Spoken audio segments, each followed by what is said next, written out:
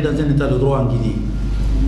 Quand on le dit, ça ne plaît pas à tout le monde, mais c'est la réalité. Pourquoi un état de droit? Parce qu'il y a un parlement, parce qu'on peut penser ce qu'on veut, il y a une justice qui est indépendante pour nous, pour d'autres elle ne l'est pas, et il y a un exécutif.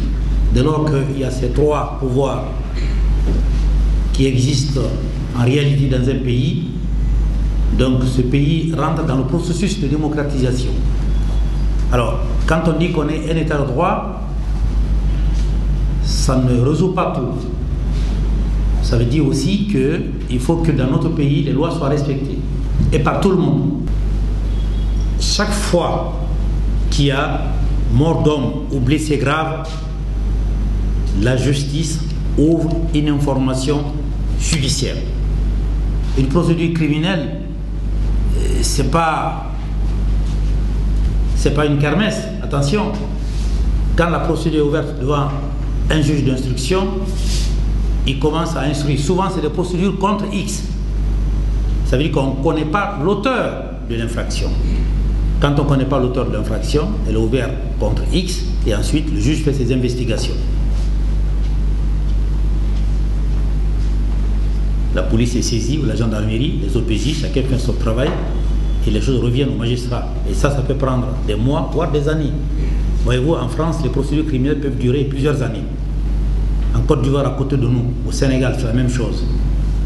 Donc, je voudrais dire solennellement que chaque fois qu'il y a mort d'homme dans notre pays, la justice fait son travail, contrairement à ce qui est dit.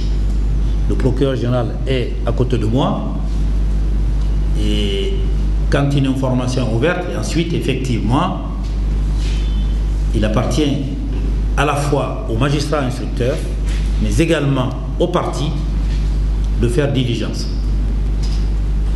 Alors, de 2011 jusqu'à maintenant, il y a eu évidemment plusieurs cas de mort dans les manifestations, aussi bien de la part des manifestants, mais de la part des forces de l'ordre. Et dans les deux cas, en tout cas pour 80% de cas, c'est des procédures contre X, mais qui sont quand même instruits.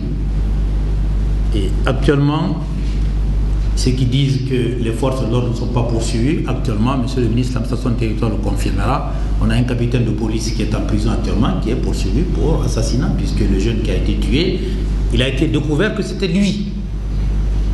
Il a été inculpé et il est actuellement en détention et tout.